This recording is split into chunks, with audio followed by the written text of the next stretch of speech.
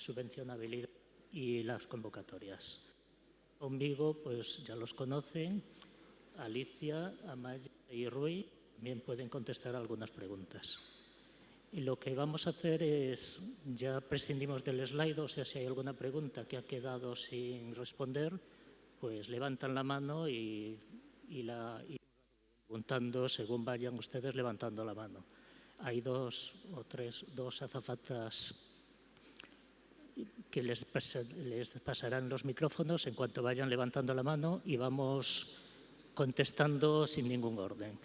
Esto también no lo han dicho antes, pero hay que decirlo, que esto es abierto, o sea, aquí podrá entrar gente y podrá salir, pero sí que les ruego que no lo hagan mucho para que no haya mucho barullo por aquí, ¿no? Pero bueno, si alguien se cansa de esto y quiere ir a otro lado o al revés, pues eso, libres de hacerlo. Y bueno, antes que nada, había unas cuantas preguntas de evaluación ambiental, entonces me gustaría darles pues también un poquito de una idea de... ¿Se ha ido esto otra vez? No. ¿Por qué se han puesto estas condiciones en las convocatorias? Creo que ya, bueno, se ha dicho ayer que el programa fue sometido a una evaluación ambiental estratégica en España y otra en Portugal. Y con consecuencia de eso, pues ha habido algunas condiciones que han surgido de todas las consultas que se han hecho a las autoridades ambientales de las evaluaciones ambientales y al final han concluido que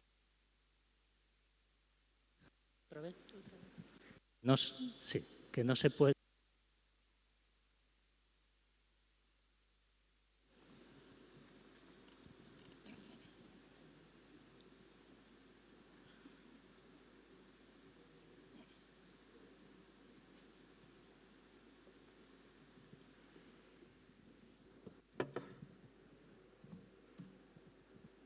Bueno, como les decía, es una consecuencia de la evaluación ambiental estratégica y las condiciones que se nos han puesto que las infraestructuras y actuaciones sobre el territorio que tienen que ser sometidas a evaluación de impacto ambiental, pues tienen que haber cumplido todos los trámites para ser elegidas.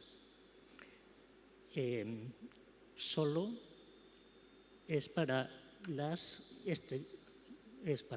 infraestructuras, pero son las que están dentro de la normativa de evaluación de impacto ambiental, ya sea por el procedimiento normal o por el procedimiento simplificado, y aquellas que pueden tener impacto sobre la red Natura, que en la normativa española pues también están dentro de la normativa de evaluación de impacto ambiental. Lo que pasa es que se requiere por lo menos un procedimiento simplificado.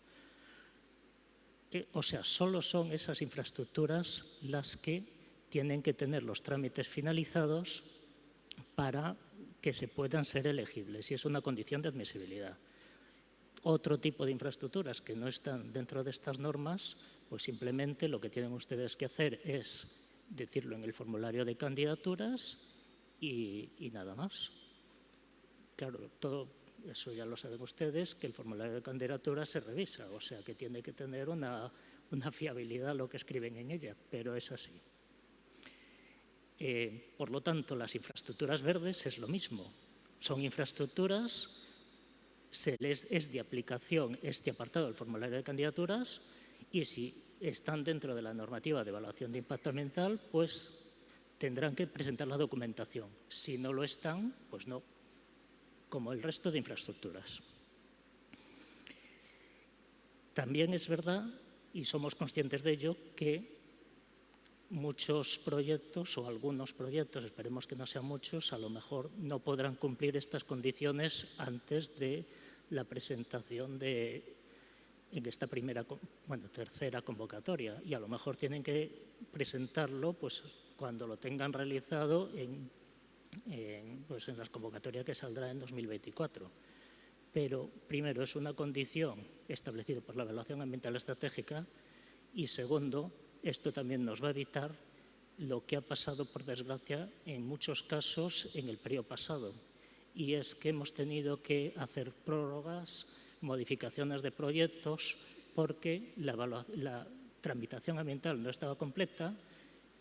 Ya se hará, pero por desgracia son tramitaciones muy largas y al final pues el proyecto pues siempre ha tenido un problema de ejecución por culpa de ello. Entonces, es verdad que es una cosa que eso nos ha impuesto, pero también es una ventaja que tendremos a la hora de ejecutar el programa.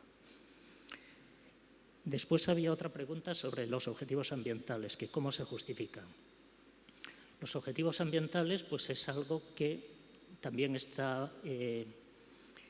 viene de la evaluación ambiental estratégica, y es que determinados proyectos que cumplen determinados objetivos ambientales, digamos que se valorarán mejor que otros. Cuando ustedes, esto es una pregunta un poco ya de formulario de candidaturas, pero bueno, la contesto también un poco.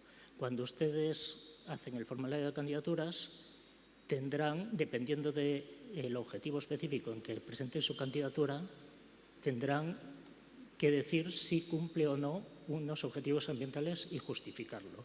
La justificación es un texto, pero el texto no significa que puedas escribir cualquier generalidad. O sea, si cumples uno de los objetivos ambientales, por ejemplo, es que estas actuaciones forman parte de la estrategia, pues lo que sea, de biodiversidad, la verdad es que no me lo sé ahora todos los objetivos que hay, pues tendrás que justificar dónde está en esa estrategia. O sea, es un texto, pero habrá que referirse a los documentos correspondientes. Y bueno, yo creo que con eso de evaluación ambiental, si tienen más dudas, las pueden seguir preguntando y podemos empezar con la primera pregunta. No sé quién tiene el micrófono.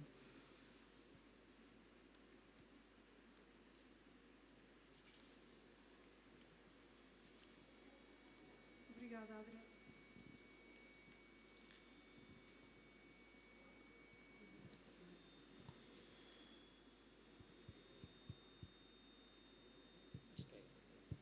Já está?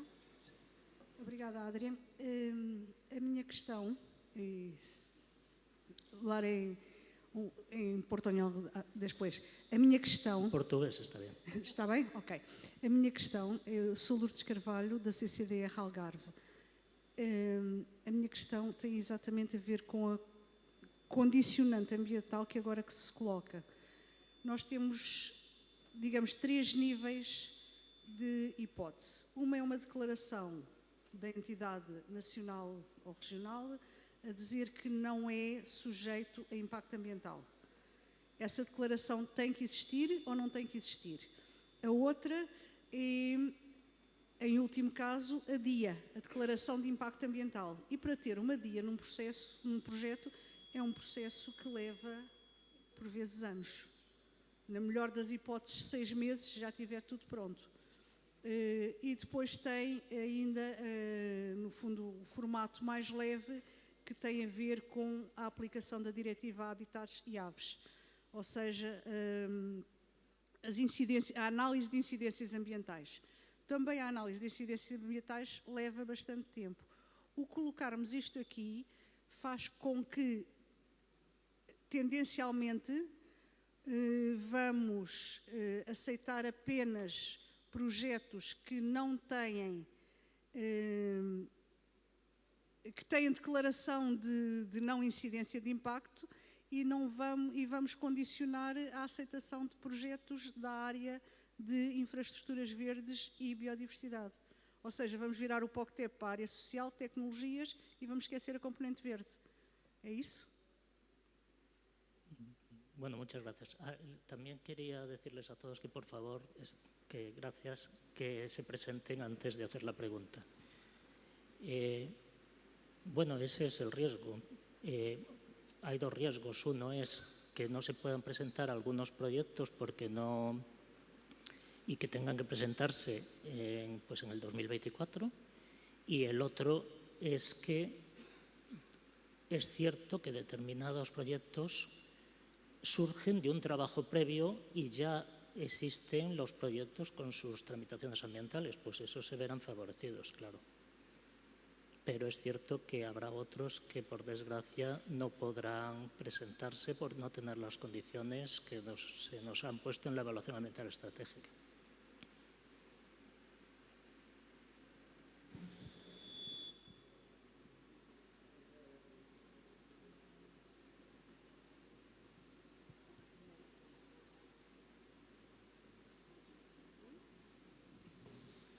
Hola, buenas tardes. Soy Javier Lorente, de la Junta de Extremadura, y yo quería plantearles una duda en relación con la subvencionabilidad de los gastos que se acogen a un convenio de colaboración de una administración pública, ¿de acuerdo?, con otra administración pública o con una entidad de derecho privado. Nosotros, al ser administración pública, los convenios se rigen por la Ley 40/2015 de régimen jurídico del sector público, la cual, una de las condiciones para poder firmar un convenio es que no tengan carácter oneroso, porque en ese caso, en cuanto un convenio está pagando una prestación o un servicio que se justifica bien con una nómina, se justifica bien con el pago de compra de un material con una factura, en cuanto eso aparece en medio de un convenio que se rige por la normativa que os acabo de comentar, es una contraprestación y eso estaría sometido a la Ley de Contratos del Sector Público, ¿de acuerdo? Entonces, nuestros convenios no pueden tener como base justificativa una nómina, ni una factura, ni nada similar.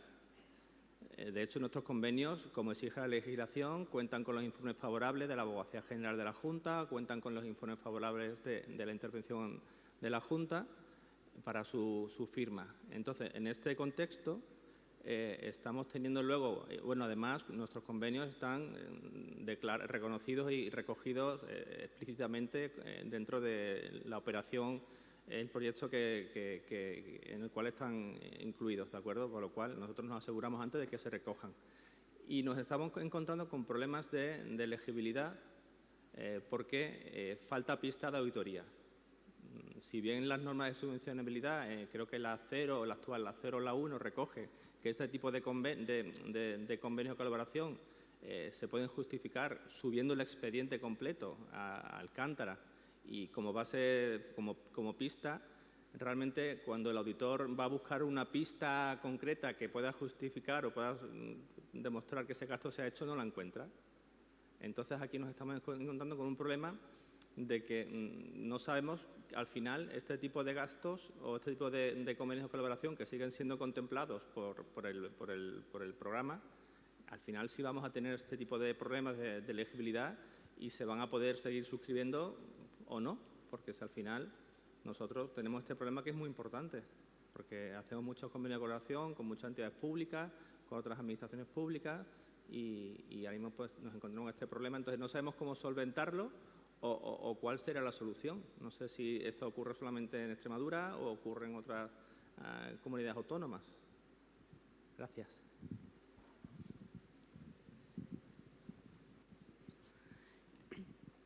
Es verdad que en las normas de subvencionabilidad hay un apartado dedicado a los convenios. Como he dicho antes, son una excepción a la ejecución del gasto por parte del beneficiario. Entonces, están limitados porque efectivamente lo que no se puede es vulnerar la competencia.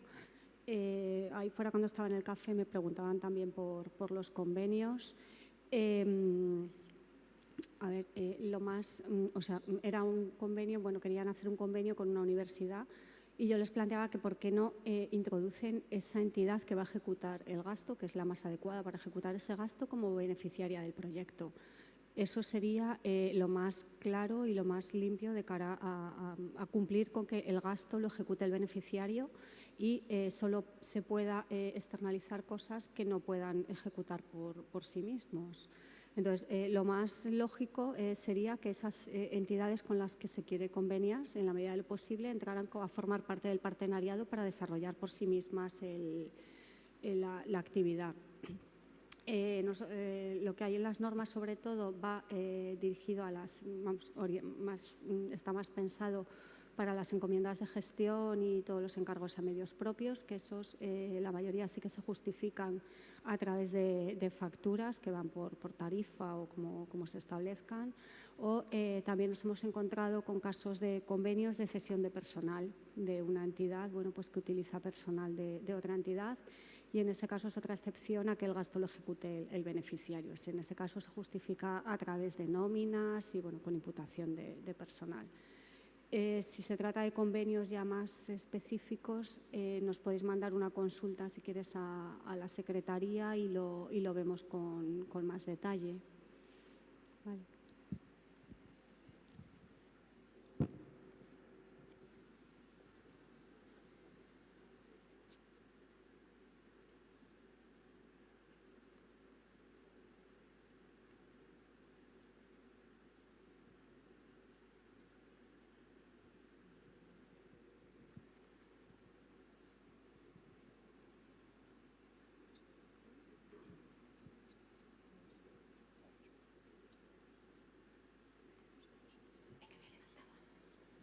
No, ahora. Hola, buenas tardes. Mi nombre es Diego de los Santos, vengo por LifeWatch ERIC, que es un consorcio europeo sobre biodiversidad. Tengo dos preguntitas. Bueno, al margen de las autorizaciones ambientales, hay muchas actuaciones que llevan otro tipo de licencias o de autorizaciones administrativas, ¿no? De servidumbres de paso en zonas de dominio público, licencia de obra. Todos estos requisitos, ¿también hay que presentarlos antes de la presentación del proyecto o eso tiene otro momento temporal para poder acreditarlo? Y la segunda pregunta, en relación a la autorización ambiental, es una sugerencia, no es una pregunta. Hombre, no sé si eso es inamovible, porque si pusierais que se puede entregar antes de la aprobación, pues ahí entrarían muchos más proyectos, porque ahí ganaríamos mejor 6 meses, que ahí a lo mejor pues sí es posible que muchos proyectos consigan tener la autorización. Nada más, muchas gracias. Bueno, sobre la primera pregunta, la condición es sobre la tramitación ambiental. Es cierto que mucho tipo de infraestructuras necesita otro tipo de autorizaciones y, por supuesto, tendrá que cumplirlas. No antes de presentación de la candidatura, pero, por supuesto, antes de presentación del gasto. Y eso será controlado en el control de primer nivel. Sobre la segunda pregunta, la verdad es que no tengo mucho que decir porque el comité de seguimiento ya ha aprobado las bases de la convocatoria y las normas y los criterios de admisibilidad y de selección.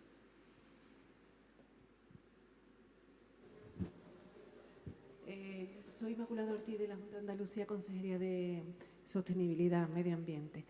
Era incidir un poco de nuevo, no sabía que el compañero que ha intervenido iba a incidir también en este aspecto, pero antes habíais comentado que esto era consecuencia de la declaración estratégica. Otra cosa es que se haga ya, digamos, consecuencia, pero no como exigencia, porque hoy se nos está presentando los objetivos, el programa, y es una manera de excluir muchas iniciativas interesantes. Nosotros, para tramitar el proyecto, por la normativa de la Ley del Sector Público de Contratación, ya tendríamos que pasar ese trámite.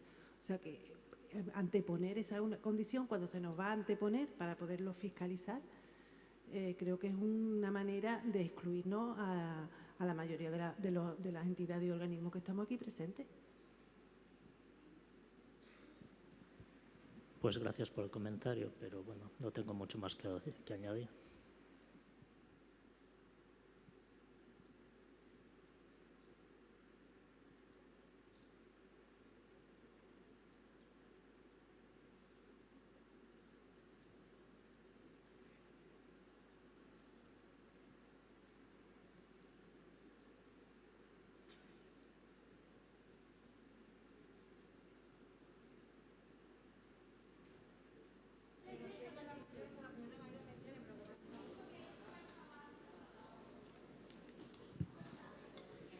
Bom dia, meu nome é Ana Ladeiras, Around Europe.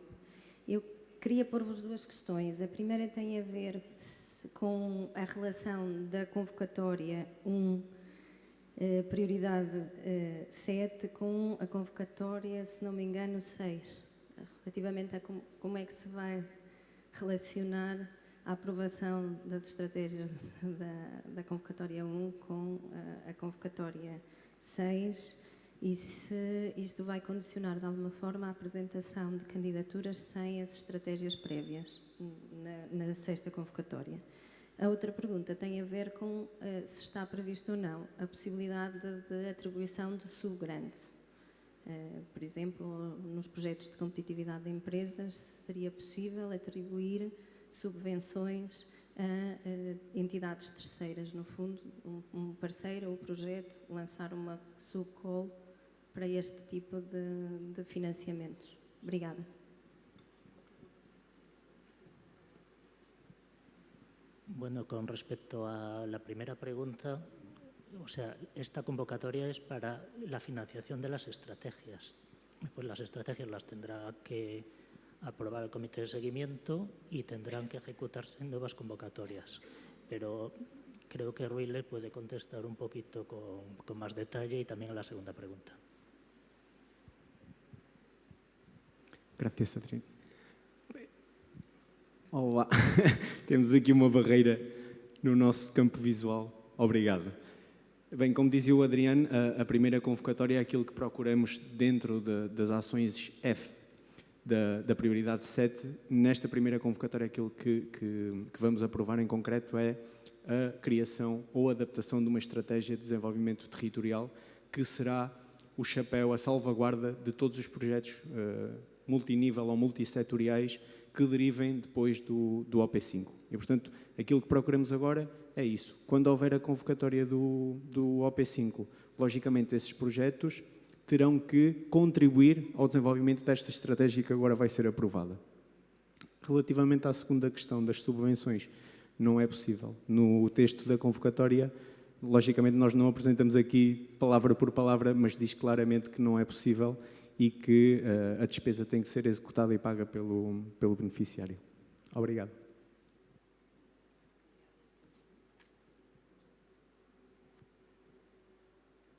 Sí, hola. Soy Francisco Morillo de la Unidad de Coordinación Regional de Andalucía. Yo tenía varias preguntas. ¿Las hago una a una o vais tomando nota? Como queráis. Vale. Pues la primera, que puede parecer, verás, si son algunas un poco simples, me disculpáis, pero son cosas que después nos suelen preguntar a nosotros cuando van a presentar una candidatura. En cuanto al tema del presupuesto y relacionado con el IVA elegible, los presupuestos de los proyectos se tienen que presentar IVA incluido.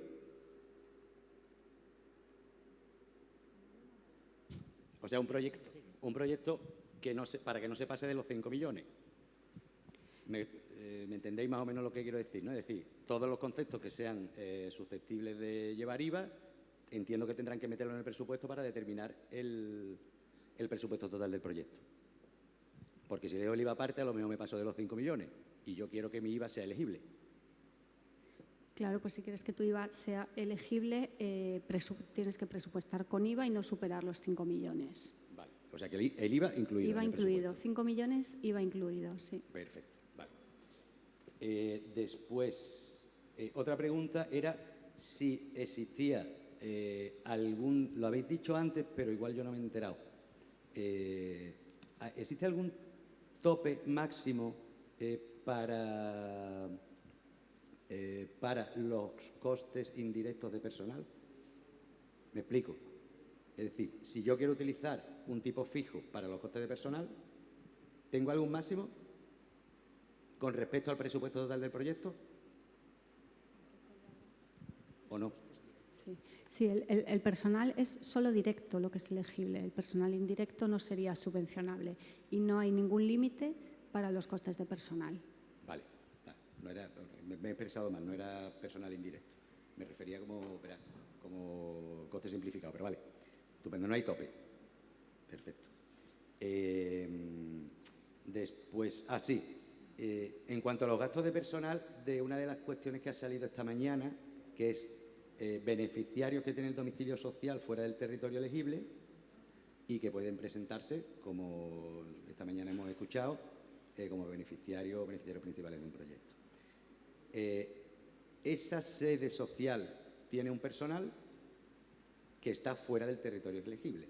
Supongamos que ese personal, ese beneficiario, con sede fuera del territorio elegible, aunque tenga las inversiones que vaya a realizar, vayan a tener efectos sobre el territorio transfronterizo, hace unos trabajos que quiere meter en el presupuesto del proyecto. Y están en Madrid, en Barcelona o en Lisboa, por decir algo, que son zonas fuera del territorio. ¿Son elegibles esos gastos? Con las mismas características que el resto. Esos gastos de personal, perdón. Y, por supuesto, los administrativos y los de viaje como coste simplificado. Sí, son elegibles. Dice el reglamento que la totalidad o parte de una operación se puede ejecutar fuera del territorio siempre que se demuestre su incidencia en frontera. Por tanto, puede haber gasto fuera de territorio que sea elegible siempre que quede claro que tiene un impacto positivo en frontera. Vale, gracias. Y después, supongo que lo vais a poner en algún manual o algo, pero es el tema del cálculo de los gastos de viaje, ¿vale? Cuando tenemos dos tipos de personal diferentes, que según había explicado esta mañana. El que está directamente vinculado al proyecto y el que se contrata es profesor, digamos, para él. ¿Vale? No sé si me estoy explicando. Bueno, no me estoy explicando mucho, luego lo pregunto. Es que me lo apunté esta mañana, pero me parece que no me lo apunté con suficiente detalle. Y después otra cuestión, que la hemos hablado en alguna ocasión, pero que me gustaría ver si podéis decirla, porque no nos da tantos quebraderos de cabeza en lo que es los formularios de candidatura, cuando se abren las convocatorias, pero sí cuando estamos validando gastos. Y a los verificadores también. Y es el tema de los contratos menores que prevé la normativa de contratos del sector público, cuando se le está pidiendo a los beneficiarios que no son administración pública, por ejemplo, fundaciones. Ahora también habéis explicado muy bien esta mañana el tema de las entidades privadas, la petición de las 3 ofertas para los contratos menores a este tipo de beneficiarios. Porque normalmente, pues siempre nos pasa lo mismo. Es que yo no estoy sujeto a la normativa del sector público y no encontramos ninguna norma dentro del programa, norma o recomendación, y si la hay, ruego que me disculpéis, sobre por qué tenemos que exigirles esas 3 ofertas en los contratos menores.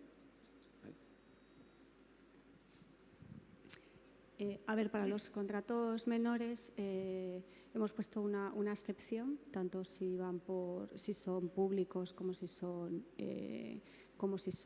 privados, aquellos que no están sujetos a la ley de contratos, para que por debajo de 5.000 euros no haya que pedir 3 presupuestos. Entonces, hemos establecido en las normas de subvencionabilidad este límite.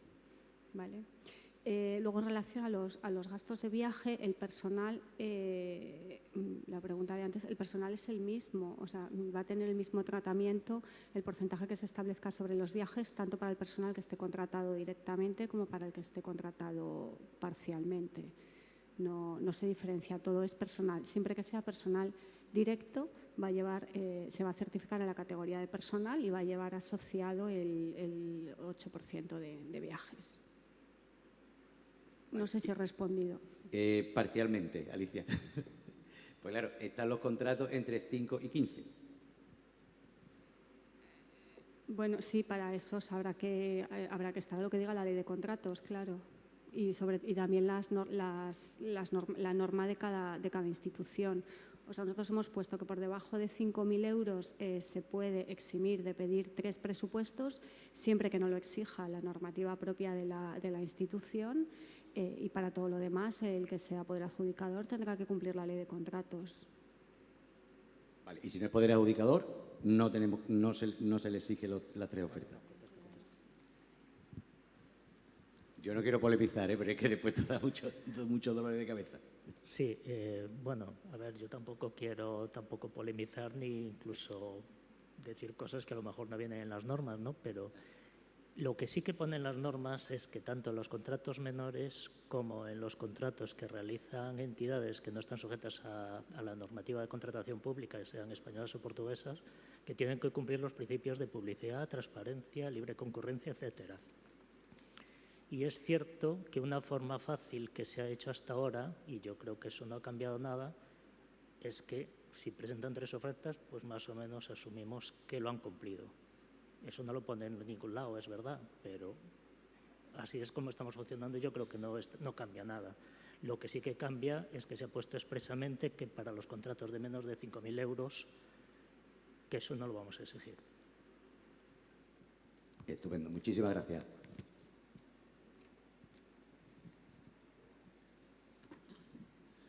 Sí, gracias. Buenos días. Soy Alberto de Diputación de Ávila. En relación a los proyectos y a la exigencia de la evaluación de impacto ambiental, sobre todo pensando en los proyectos de Red Natura, en la norma lo que dice es que, bueno, evidentemente los proyectos que caen en alguno de los anexos tienen que someterse a esa evaluación de impacto ambiental, pero el párrafo de proyectos en Red Natura que no estén dentro de esos anexos, se establece la obligación de la evaluación de impacto ambiental simplificada para aquellos proyectos que puedan tener una afección significativa al medio ambiente. En no pocas ocasiones yo he visto en lo que tiene que ver con Ávila, proyectos que pudiera parecer que tienen que estar sometidos a evaluación de impacto ambiental simplificada, pero que tienen un informe de la Delegación Territorial de Medio Ambiente diciendo que se considera que no tienen tal impacto. ¿Eso sería un documento que eximiría de la obligación de la evaluación de impacto ambiental que estáis planteando? Pues, bueno, efectivamente, todo lo que ha dicho usted es correcto. O sea, los proyectos, no todos los proyectos estamos hablando de infraestructuras o actuaciones sobre el territorio, que están en Red Natura, tienen que ser sometidos a ningún tipo de evaluación, solo aquellos que pueden tener un impacto apreciable sobre el espacio. Y tampoco tienen que ser sometidos los que son las medidas de gestión del propio espacio. Por lo tanto, si es una infraestructura de pequeña entidad que realmente se ve que no tiene impacto apreciable sobre el espacio, no tienen que presentar nada. ¿Qué pasa? Es recomendable lo que usted dice. Claro, un certificado del responsable del espacio diciendo que no tiene impactos apreciables, pues eso facilita la labor a todo el mundo. Facilita la labor al que está seleccionando el proyecto, facilita la labor después en todo lo que es el control del proyecto. O sea que sí, es una buena idea. Pero bueno, es verdad que muchas veces las autoridades ambientales están sobrepasadas de trabajo y bueno, a veces no es fácil obtener eso, pero sí, es verdad que es muy buena idea.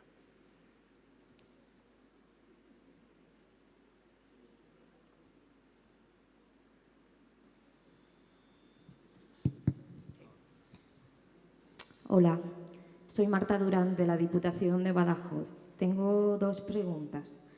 Una sería, ¿puede ser la Diputación de Badajoz entidad gestora para pequeños proyectos de la 5ª convocatoria? Vamos, Diputación de Badajoz o cualquier diputación. Y la segunda sería, ¿podemos presentar proyectos a la primera convocatoria o está reservado a las aldeas Bagaús en la Euroace a través de la Comunidad de Trabajo de la Euroregión? Perdón, es que no sé dónde estás.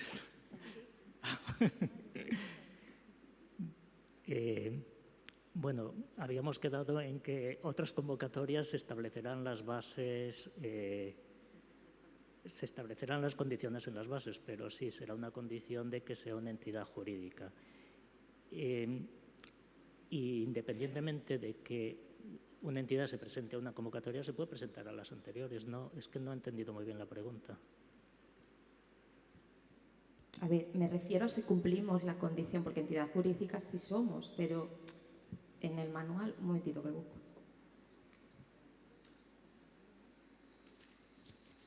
Bueno, perdona, es que tampoco me gustaría a mí hablar de cosas que todavía no están establecidas en las bases, perdona.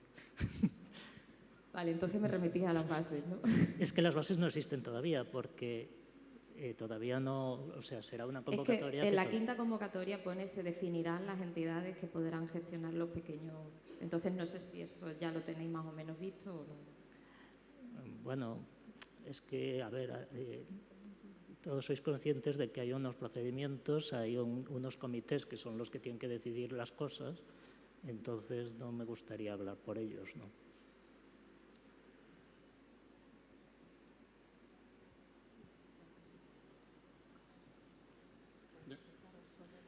Buenas. Perdón, o sea, la pregunta es si os podéis presentar también a la primera convocatoria, y ahí no hay ningún problema. Si lo que queréis es hacer una estrategia, o sea, la convocatoria lo que financia es la elaboración de estrategias que tienen que tener una serie de condiciones. Después, otra cosa distinta es ya cuando salgan las convocatorias para ejecutar esas estrategias, que esas solo se podrán hacer con las que selecciona el comité de seguimiento. ¿Quieres comentar más? Buenas. Aquí. Yo soy Jesús Delgado de la Federación de Empresarios del Metal de Sevilla y perdona si es que a lo mejor no lo he entendido, lo del tema del IVA para proyectos de menos de 5 millones.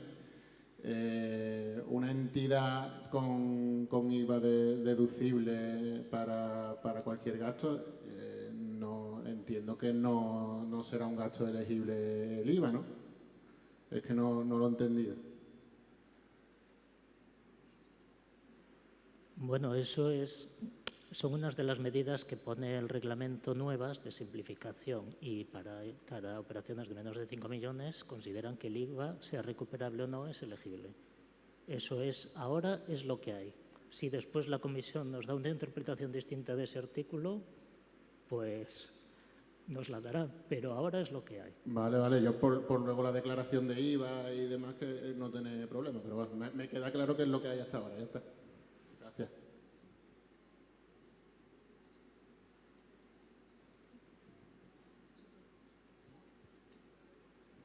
Sí, hola, buenos días.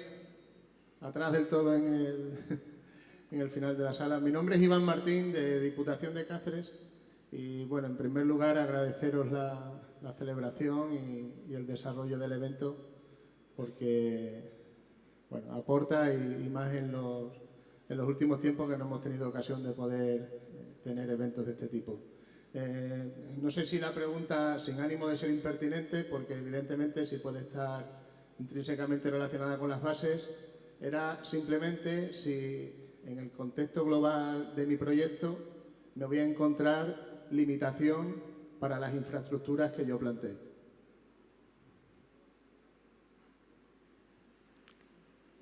Pues si puedes un poco desarrollar más la pregunta, porque hemos hablado tanto de eso que... ¿A qué limitación se refiere? En la cuantía, en el presupuesto del proyecto, si habría alguna limitación para lo que serían infraestructuras. Pues en principio no, ¿no? ¿Quieres? Bueno, a ver, todo esto se ha hablado mucho. Se recomienda que ustedes miren los criterios de selección de los proyectos, porque eso hace que cuando hagan la candidatura, pues que sepan cómo se va a valorar. Pero básicamente hay dos temas que son tres, que son fundamentales, y es que el tipo de actuaciones esté dentro de lo que está previsto en el programa, que sean de cooperación, que los beneficiarios cooperen realmente y que tengan impacto en la frontera. Las infraestructuras es parte de la candidatura, tienes que cumplir esas condiciones.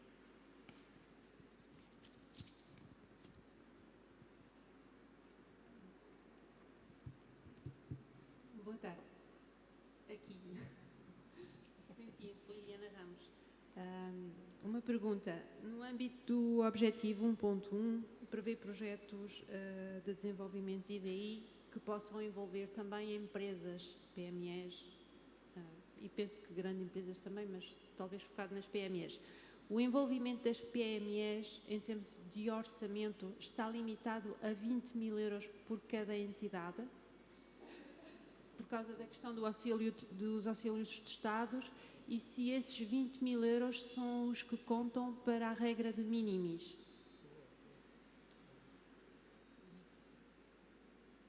E qual a taxa de financiamento? É assim, as PME podem participar no projeto. O limite de 20 mil euros é para dar subvenções, para dar apoio, ajudas a empresas, mas está pensado para o fundo de pequenos projetos. Portanto, as empresas podem participar, as PME podem participar com o limite de 2 milhões de euros, e a taxa de cofinanciamento é do 75%, porque vão pelo artigo 20 do regulamento, que agora não sei o número, mas está na apresentação, o regulamento de extensões, que o novo regulamento de extensões, o que substitui o 651 do período passado. Portanto, há uma exceção, que é se tem um apoio superior a uma intensidade de ajuda superior a 80%, porque recebam qualquer tipo de ajuda de algum outro organismo público, desde que seja orçamento público e supere o 80% de apoio. Nesse caso, teriam de ir pelo regulamento de minimis, e ali o limite seriam 200 mil euros em 3 exercícios económicos. Se eu percebi, se o projeto tiver uma taxa de financiamento de 80%, as empresas são limitadas a 200 mil euros pela regra de minimis, é isso? Sim, mas o 80% não é do POCTEP. Ou seja, a taxa limite do POCTEP vai até os 75%, e se essa entidade ou essa empresa receberá qualquer tipo de apoio de alguma outra entidade e a intensidade da ajuda, ou seja, esse apoio complementar fosse superior aos 5%, então teriam de ir pelo minimis, pelo regulamento de minimis. Ok. Não havendo essa situação, as empresas podem estar envolvidas até 2 milhões, foi o que disse? Sim, até 2 milhões de euros. Esse é o limite. O orçamento de uma empresa? De uma empresa, sim. Ok. Só mais uma pergunta. A nível do autoteste, a questão da atividade económica, a terceira pergunta, as atividades levadas a cabo, assim como os resultados esperados dessas atividades, afetam ou podem afetar a competência e os intercâmbios. Ao responder, é assim, o projeto à partida afeta as competências e o intercâmbio. Portanto, ao responder que sim, isto condiciona a questão da atividade económica? Sim, é assim, o Autoteste 1, todas as empresas, tudo que seja empresa, é considerado automaticamente que vai por auxílios de Estado e, portanto, que tem atividade económica. E para as outras entidades públicas ou privadas que desenvolvam algum tipo de atividade que seja considerada atividade económica, desde que as 3 perguntas sejam respondidas com um sim, passam a ser consideradas auxílios de Estado. Mas se forem 2 em 3? Tem que ser as 3, não? Sim, sim. Tem que ser as 3. Só quando são as 3 é que a entidade passa a ser considerada ao abrigo dos auxílios de Estado e tem a limitação do minimis? Não, de minimis não. Vai pelo regulamento de extensões, pelo artigo número 20 do regulamento de extensões, até 2 milhões de euros. Ok. Obrigada.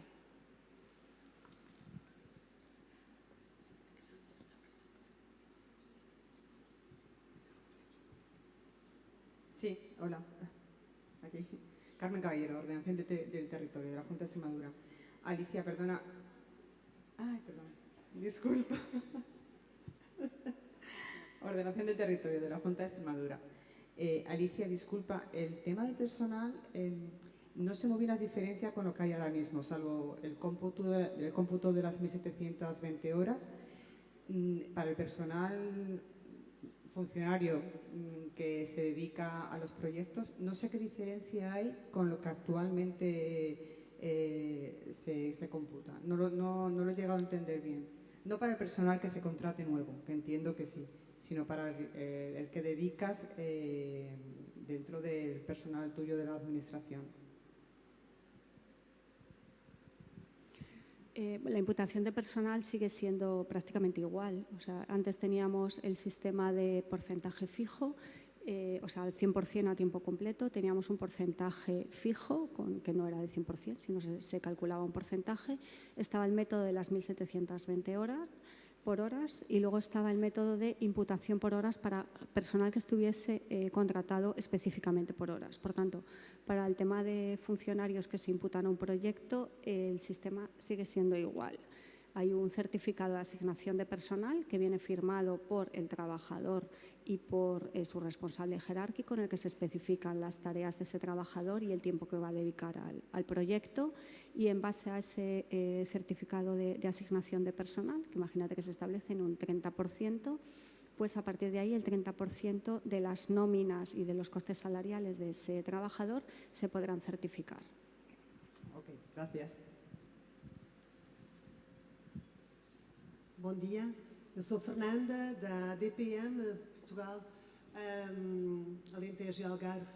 A minha pergunta, peço desculpa, talvez já tenham respondido ontem ao fim da tarde ou em alguma altura em que eu não tenha estado, mas a questão tem a ver com perceber exatamente se têm sistema de adiantamentos, se o pagamento é só em saldo final ou se também há pagamentos intermédios. Muito obrigada. Bueno, no hay adelantos, no hay adelantos, anticipos, perdón.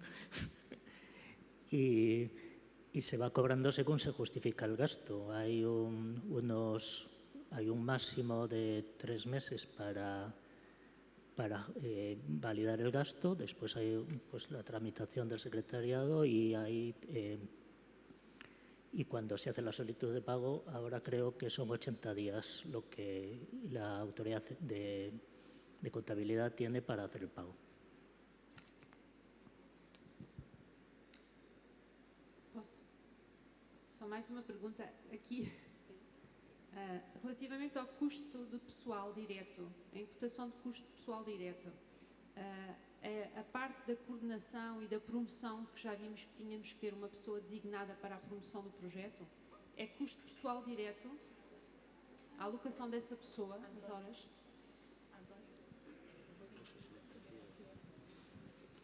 Sim, pode ser direto. Desde que esse pessoal tenha assinadas as tarefas e uma parte do seu tempo de trabalho exista porque existe o projeto. Ok, obrigada.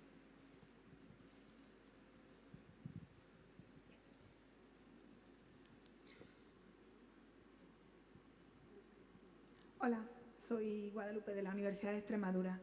Mi pregunta, una parte, iba relacionada con el tema de la imputación de gastos de personal. A la hora de calcular el coste bruto sobre el que se aplica ese porcentaje fijo que vamos a declarar, ¿cómo se calcula a nivel práctico, por así decirlo? ¿Se toma el coste anual de la anualidad anterior para calcularlo? Y luego, por ejemplo, pues con las características propias de la universidad, el personal de la universidad, a medida que pasan los años, es muy normal que sus costes brutos se modifiquen. ¿Eso conllevaría un aumento del presupuesto de personal si mantenemos el porcentaje fijo? ¿O tú marcas que a lo mejor el 25% de esta persona que imputa el proyecto mensual son 200 euros? ¿Esos 200 permanecen inamovibles a lo largo del tiempo? Es que no sé si me estoy explicando. Esos 200 permanecen a lo largo del proyecto, aunque en 2024 el 25% de su sueldo no sean 200, sino 250. No sé si ha quedado claro. A ver si voy a intentar responderte. O sea, el porcentaje es fijo, ya no va sobre el coste bruto, porque lo del coste bruto era el último coste bruto documentado era el método que se utilizaba para dividir por las 1.720 horas, el método de coste hora que hemos eliminado.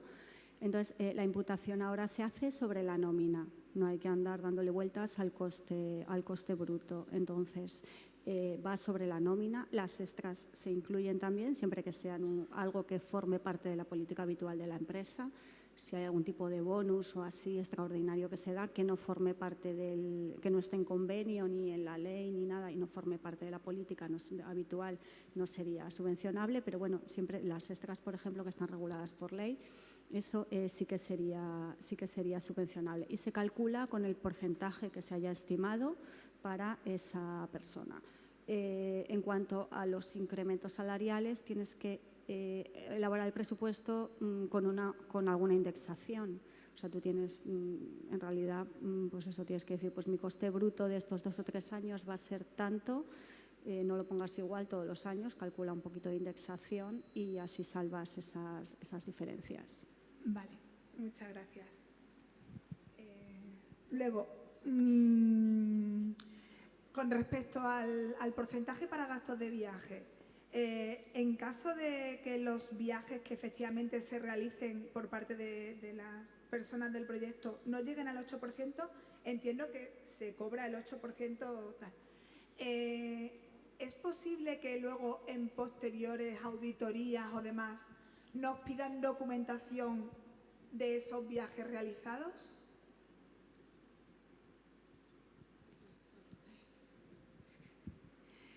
No, la pista de auditoría de todo lo que va por costes simplificados no va a exigir los documentos. Tampoco, o sea, no hay que hacer tampoco una relación y justificar en qué se ha gastado ese importe. Es como los costes indirectos ahora, que ya no se piden facturas de luz, ni de agua, ni todo lo que se pedía antes, ¿vale? Es un tanto alzado, un cálculo que se hace y bueno, no hay que justificarlo. Lo que sí que van a entrar y la auditoría entra a verificar que está bien calculado, que bueno, eso como lo va a hacer automáticamente la aplicación, tampoco tiene más importancia, o sea, va a verificar que efectivamente el personal sobre el que se está calculando eso es directo y que no se están certificando gastos de viaje en otra categoría de gasto. No se está metiendo una factura de un hotel en prestaciones de servicio, ni un carburante, ni nada de todo. O sea, todo lo que entra dentro de la tipología de viajes no se puede certificar bajo ningún concepto en ninguna otra categoría. Luego ya, por último, la forma en la que en la universidad nos organizamos la contabilidad separada es mediante cuentas orgánicas específicas de cada proyecto. En esas cuentas luego, cuando los auditores nos piden una relación de todos los cargos que se han hecho en esa cuenta orgánica, ahí vamos a tener algún problema porque aparezcan costes de viajes imputados en esas orgánicas. Luego no se declararían como líneas de gasto, evidentemente, porque se entiende que están dentro del 8%. Pero si luego cuando un auditor nos pide la contabilidad de ese proyecto, ¿hay problemas porque aparezcan gastos de viaje? No sé si me explico. Sí, yo entiendo que no, claro. Lo que tiene que auditar, o sea, el auditor irá a ver la contabilidad de las líneas de gasto que efectivamente se certifican con coste real, ¿vale? Entonces, el resto no tienes por qué tener ese 8% sobre el personal que te dan para viajes. No tienes por qué tenerlo todo justificado o puedes tener más o menos, es un cálculo que se hace. Pues ya está, muchísimas gracias. Hola, buenas tardes. Soy Chus Longa, de la Universidad de Santiago de Compostela. Hola, tengo varias preguntas, creo que no salieron por el momento. En primer lugar, quería saber, bueno, por lo que tengo entendido no se van a permitir prórrogas, el plazo de ejecución va a ser fijo, o sea, va a estar cerrado, pero ¿se van a permitir modificaciones presupuestarias como el anterior programa? Otra cuestión, y podría estar relacionado con esto, ¿seguirá estando vigente el tema de la flexibilidad a la hora del cierre de proyecto, de ese 10% por actividad, línea de gasto y anualidad. Y por otra cuestión, si la declaración de no causar un perjuicio significativo será a nivel de proyecto, o sea, lo firmará el beneficiario principal una vez se presente el proyecto, o lo tendrá que firmar o irá a cada beneficiario. Y por último,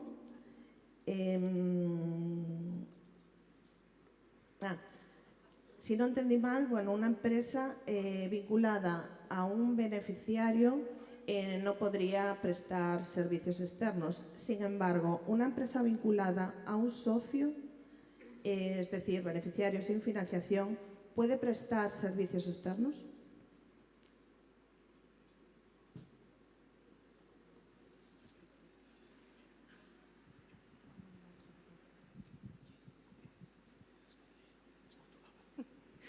A ver, efectivamente no se contempla la concesión de prórrogas. Con respecto a las modificaciones y la flexibilidad del 10%, efectivamente está relacionado. Estamos preparando qué tipo de modificaciones se van a permitir, cuáles no, y los posibles límites de cambios. En cualquier caso, habría que tener siempre en cuenta que nunca se podrá modificar para ir en contra de lo que ahora está en las bases. Es decir, si es obligatorio asignar el 50% del presupuesto en las 2 primeras anualidades, no podremos luego hacer una modificación para pasar presupuesto a las últimas. Es un ejemplo. También el tema también de la ejecución del 80% también va a limitar la posibilidad de hacer modificaciones. Firmar que la declaración de que no hay no se causa daño significativo. Será la persona que complete el formulario financiero quien lo deje registrado en la aplicación, pero después en cada carta de compromiso los beneficiarios también van a tener que firmarlo. Y en relación a la empresa vinculada, una vez se forme parte del partenariado, da igual que se sea beneficiario que socio. No puede contratarse con una empresa que esté vinculada a una entidad que sea socio. Vale, disculpa, hay una última pregunta que se me quedó ahí en el tintero. En el plan de trabajo, a la hora de establecer los coordinadores por actividades, por acciones, algunos investigadores nos preguntaron si sería posible establecer un líder y un co-líder, por decirlo de alguna manera, uno de cada Estado miembro, a una misma actividad. Pues sinceramente no sé cómo está eso programado en el formulario, en la aplicación. Lo tendríamos que mirar. Rui lo sabe. Hola, Chus, ¿qué tal? Está pensado que se defina el líder de la actividad y el líder de las acciones. Si vosotros queréis o entendéis mejor decir que determinada acción está liderada por un beneficiario y hay un co-líder, pues no lo vais a identificar, pero lo podéis decir en la descripción de la acción. Es información que aportáis y me imagino que tendrá algún sentido por qué lo queréis decir, pero tiene que ser en el desarrollo de la descripción porque no podéis como tener un campo para picar y elegirlo. Gracias.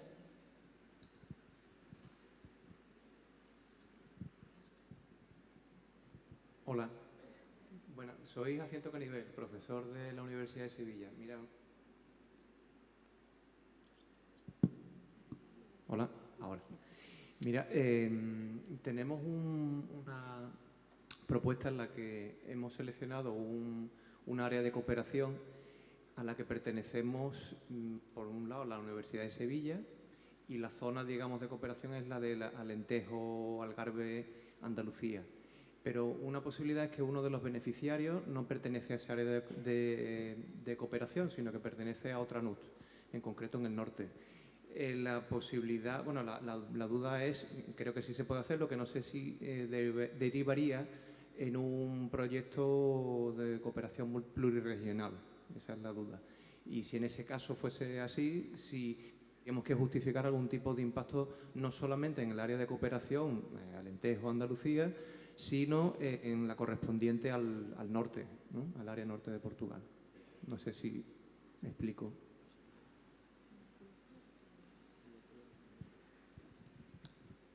Hola, buenos días. A ver, son posibles proyectos plurirregionales en el programa. Si un proyecto es o no plurirregional, se va a medir en el impacto de las actuaciones y si ese impacto es en más que un área de cooperación. Es decir, si las NUTS elegidas para el proyecto son en la eurorregión AAA y también en las NUTS de norte, de Galicia o de norte de Portugal, donde ese beneficiario que nos comentaba tiene impacto, el proyecto sería plurirregional. No obstante, si ese beneficiario tiene competencias, aunque sea de norte, pero el impacto es solo en la eurorregión AAA, el proyecto ya no sería plurirregional, porque lo que define si un proyecto es plurirregional o no es el impacto en las NUTS y no dónde tiene la sede el beneficiario. De acuerdo, gracias.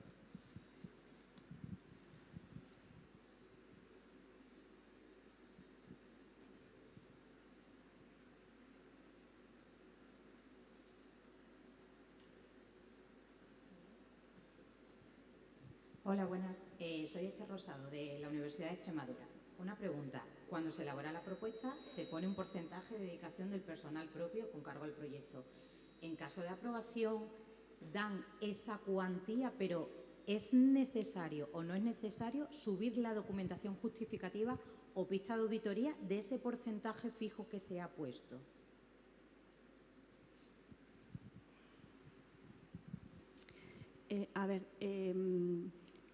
Para la pista de auditoría no hemos entrado a explicar la pista de auditoría porque va en la justificación del gasto, pero para la justificación de los gastos de personal se va a crear un registro común de trabajadores donde se subirán todos los trabajadores con los contratos, las designaciones de personal para cada proyecto.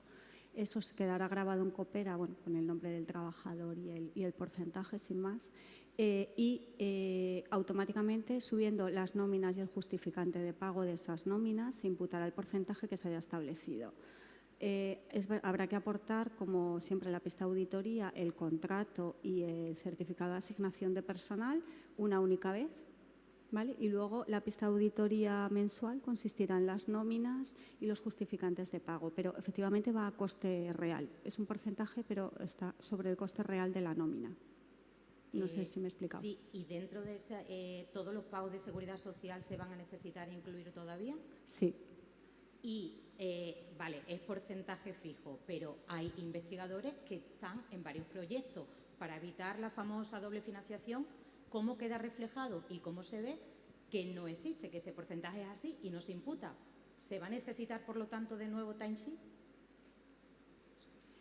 No, precisamente con el registro de trabajadores lo que queremos es que una misma persona que esté imputada a varios proyectos tendrá que presentar su certificado de asignación de personal a cada proyecto, porque hay que describir las tareas que va a realizar dentro de cada proyecto. Entonces, habrá un certificado de asignación de personal para esa persona en cada proyecto en los que esté participando.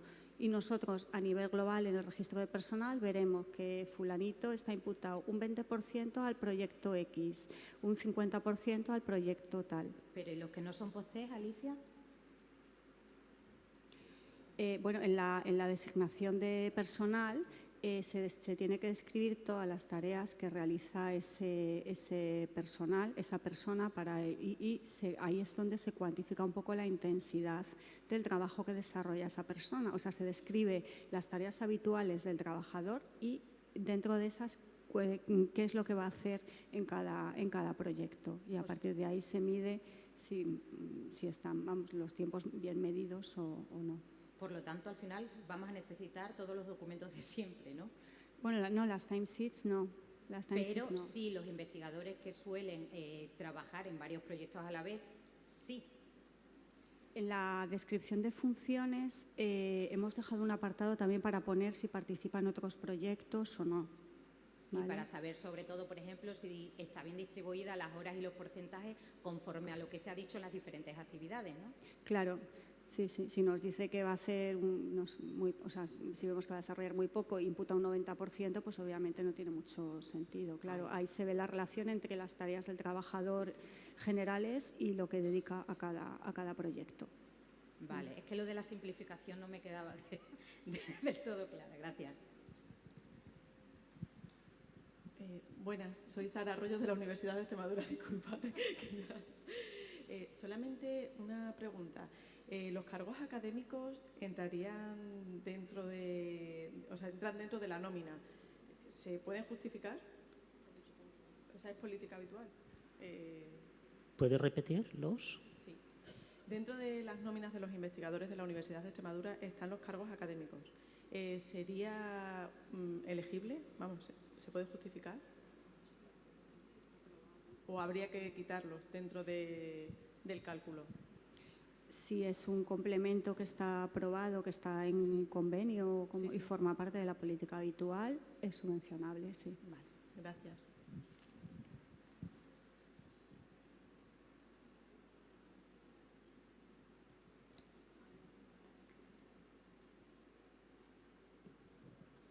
Hola, buenos días. Soy Alberto Martín de Prado, soy el responsable financiero de un centro tecnológico de Extremadura, CETAES, y quisiera hacer una pregunta sobre el tema de infraestructura. Comentan que puede ser amortizaciones o la compra del equipo si su amortización es durante el desarrollo del proyecto. ¿Puede ser amortizable un equipo del cual ya se disponga en la entidad o tiene que ser un equipo nuevo? Luego, por otra parte, en la solicitud en trabajadores, ¿puede ser innominado o tiene que ser ya precisamente nominado?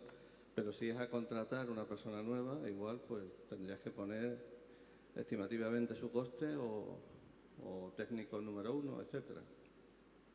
Nada más, gracias.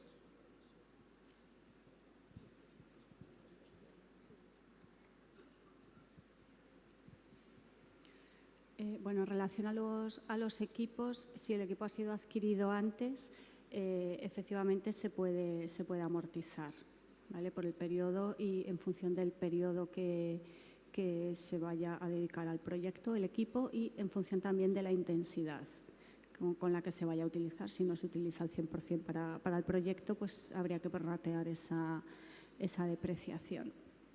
Y en relación al personal, a la hora de presupuestar no tiene que estar contratado, es una estimación y se puede contratar después. ¿Vale? Gracias.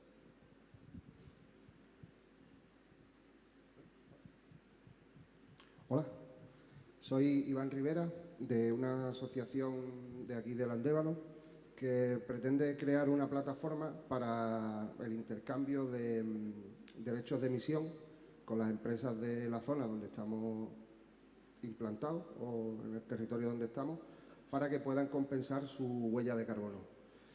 Para esta compensación necesito plantar árboles. ¿Eso entrarían dentro de los gastos financiables de este POSTEC o solo la plataforma y los proyectos de investigación que van asociados? Gracias.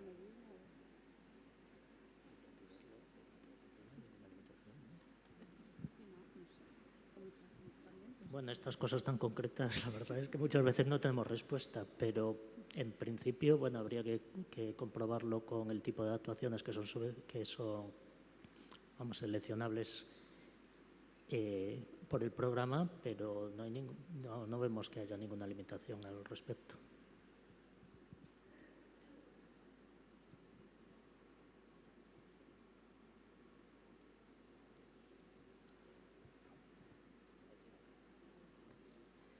Perdón, se me había olvidado hacer otra pregunta. Los gastos de viaje suponen el 8% del coste personal.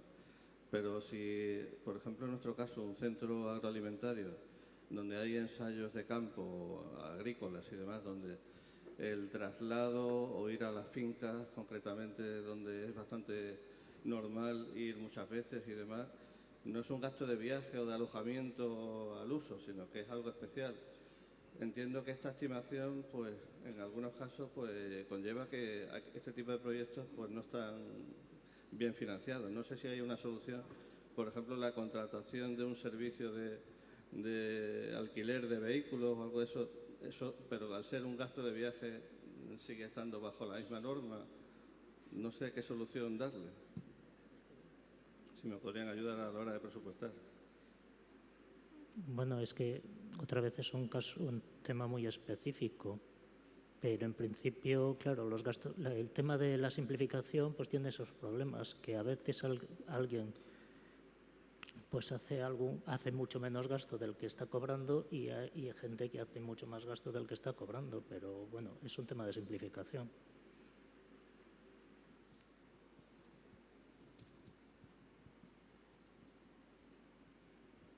Hola, buenas de nuevo. Dos preguntas que tengo que me han surgido escuchando a los compañeros.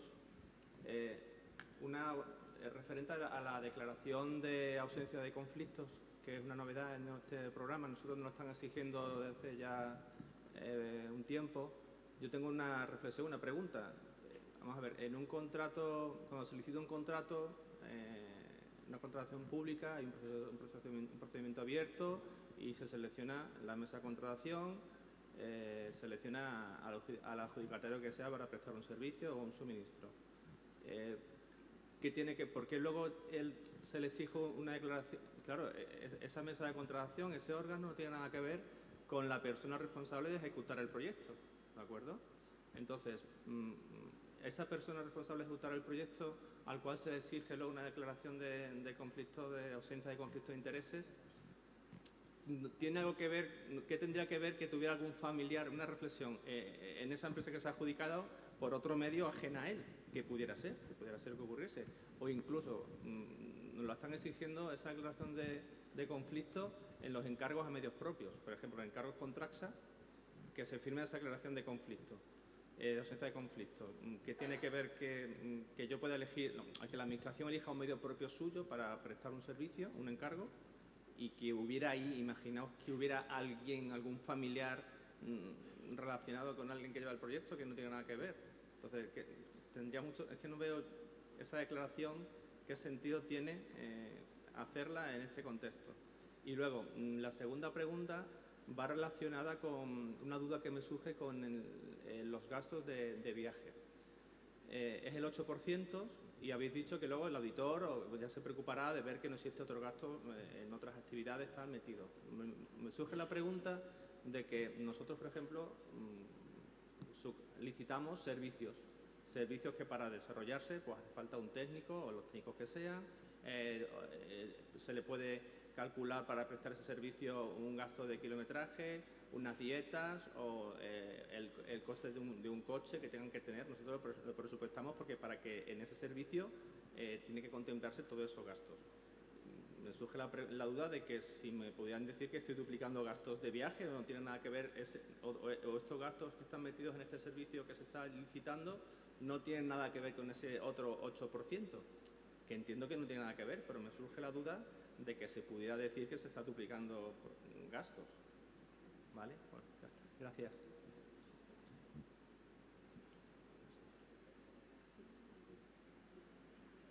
Bueno, el tema del conflicto de intereses es un tema que ha hablado antes la autoridad de auditoría y, como habéis visto en la definición, es un tema muy amplio. Entonces, hablar de cada caso concreto, yo creo que nosotros no somos capaces de hablarlo ahora. Quizás a lo mejor si tenéis una pregunta concreta pues la podéis remitir y se os contestará. Y sobre el otro tema, los viajes, pues vamos a darle la palabra a Alicia. Sí, a ver, efectivamente las prestaciones de servicio tienen que llevar todos los costes asociados al desarrollo de ese servicio, incluyendo todo tipo de viajes de esos prestadores de servicio que no pueden ir por fuera de esa prestación. Eso no tiene nada que ver con el 8% de los gastos de viajes que está destinado para personal de la entidad, ¿vale? Que se desplaza por motivos de trabajo o de lo que sea, o a salidas de campo, como por ejemplo preguntaba el otro compañero.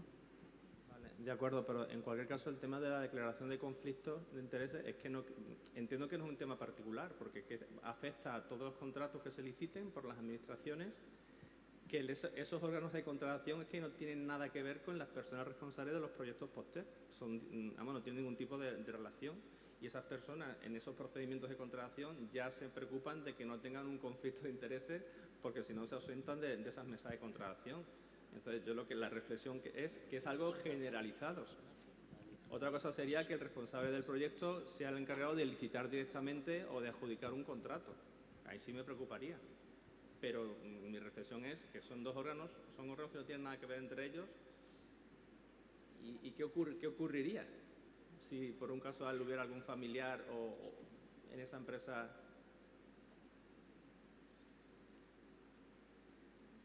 que incluso pueden hasta desconocer si tienen algún vínculo con alguna de las empresas que prestan el servicio?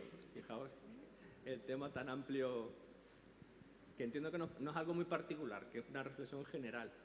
¿De acuerdo? Pues entonces a lo mejor la respuesta ha sido mala. No es particular, pero no tenemos mucha respuesta. Yo entiendo que es una formalización efectivamente de lo que está usted comentando, que no hay conflicto de intereses. Me están diciendo que hay que acabar ya. No sé si queda alguna pregunta, porque son ya las 2:30. ¿Una última pregunta o acabamos ya?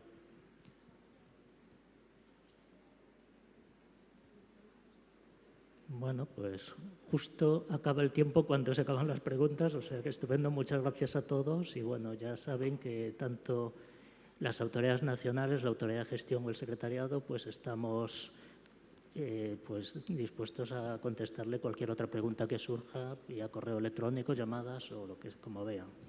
Y mucha suerte.